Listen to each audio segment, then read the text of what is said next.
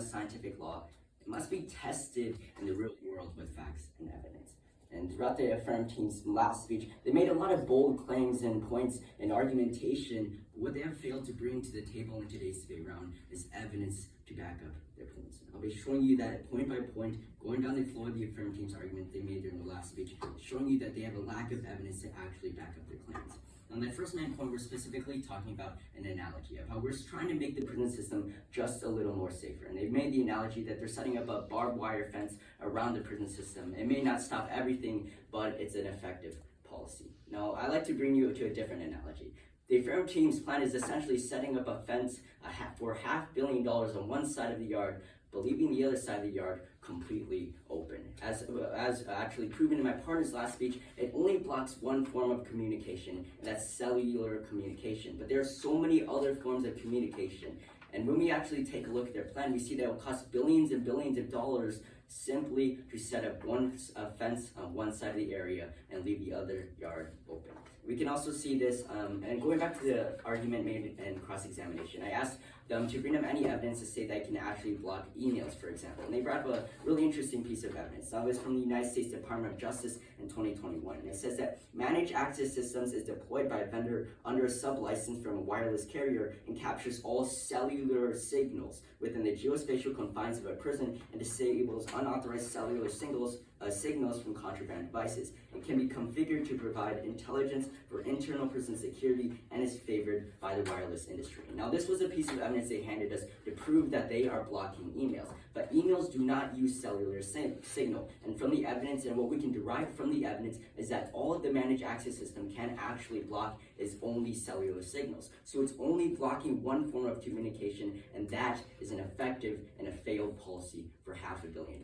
Now, the second point, we're specifically talking about enhancing. Now, she made the claim that's essentially a pilot program tested in one prison for 6 weeks. And you can tag my response as the claims are unproven, claims unproven. Now, she made in a very detailed explanation. It might seem appealing, but if you're not unable to bring up evidence to back up that point, is that actually true? And this really goes back to the analogy I brought up in my introduction.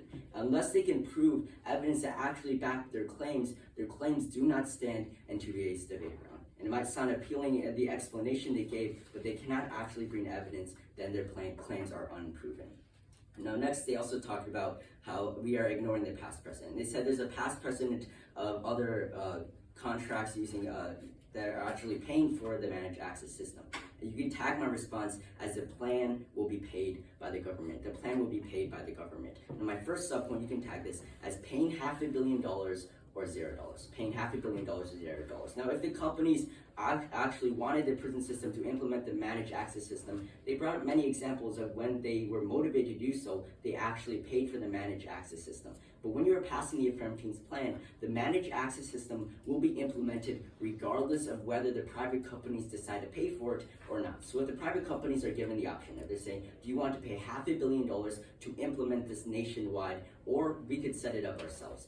They will probably choose the government to pay the $500 million, and they can still get the benefits of having the managed access system in the federal prison system. And this really leads me to my second subpoint, is the question, are they actually willing to pass a costly plan nationwide? Now, they brought up the examples of 5 states, in which in those prison systems, the managed access system was paid by those private contractors. But are they actually willing to pay a $500 million policy nationwide, or actually let the government pay for it themselves? And I believe they have the burden of proof to provide evidence and to essentially infer that these private companies will actually be willing to do this nationwide. Now, the next point was talked about how the managed access system was in 5 states, and they made the claim in cross-examination that it was at 5 out of 6 states. And again, this claim was unproven. They said they didn't have any contracts, or they didn't have evidence, and they didn't have access to evidence to actually provide their point that it's only in 6 states. So again, their claims are unproven, and their claims do not stand in today's debate round. And finally, they talk about the exception in Maryland. In response to my point about Maryland spending, I believe, around $5 million for their managed access system in Baltimore, they said simply that it was experimental. Again, they went through a detailed explanation, but when I actually asked for evidence for that, they were unable to give any evidence. They have not brought up any evidence to prove their claims. So, Judge, at the end of the day, we really come to a disadvantage.